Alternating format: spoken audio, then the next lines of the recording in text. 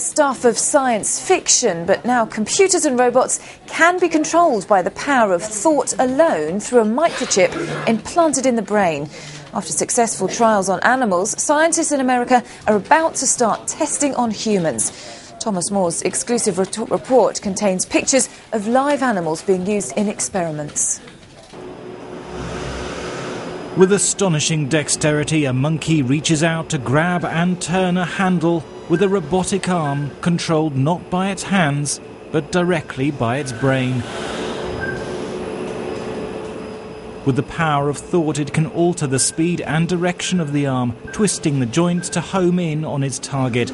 It shows no signs of distress from the wires leading from electrodes in its brain to a computer. The reward for each turn of the handle, a drink of water. Sky News was given exclusive access to the lab at the University of Pittsburgh to see just how close scientists are to helping paralysed patients. Human trials are likely to start next year. The monkey learns this fairly rapidly and is very comfortable with it. As you can see, as the days go by, they actually start using this as if the device has been embodied. So it almost seems like they think of it as part of their own body. The mind control works through a device implanted directly into the motor cortex, the part of the brain that governs voluntary movement. Electrodes pick up pulses within the millions of neurons and send them to a computer, which deciphers the pattern and strength of the signals to move the robotic arm. And he has to be very precise because that marshmallow will fall off if he knocks it the wrong way. So he has to be very At first, precise. monkeys moved pincers to retrieve a marshmallow and feed themselves, a feat in itself. But the three-dimensional movement of a wrist is far more complex.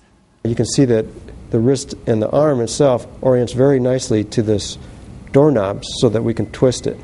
This is all that connects the monkey's brain to the robot. A tiny plate just 4 millimeters across, packed with 100 electrodes, each finer than a human hair.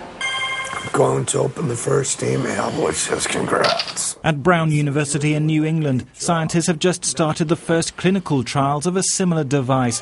BrainGate allows tetraplegic patients to control a computer cursor by thinking about moving their paralysed hand. Next, I'm going to turn on my television. Matthew Nagel took part in tests of a prototype. Before he died of an unrelated infection, he described how the BrainGate device gave him back some freedom. Oh man, I can't put it into words. It just, I used my brain. I just thought it. I said cursor go up to the top right, and it did. And now I get control of it all over the screen. It's wild. If the trials are successful, millions could benefit. Patients who've had a stroke, a degenerative disease, or a spinal cord injury. We could have a person who is paralyzed with a spinal cord injury be able to, with arm support, reach out, grab a glass of water, bring that glass to their mouth and take a drink on their own power just by thinking. That would be a huge breakthrough. So this is in future, it may be possible to use the device to reconnect the brain to the muscles so patients regain control of their own paralyzed limbs. Our goal with BrainGate is eventually to have a system that is a physical replacement for a broken biological nervous system. So we'd like to have a physical system that senses what's going on in the brain, takes those signals inside your body, routes them off to the muscles, so when you think, you move. Well, that's just what you or I do. So one day you could be sitting here with a person and you wouldn't know whether they had a system or not.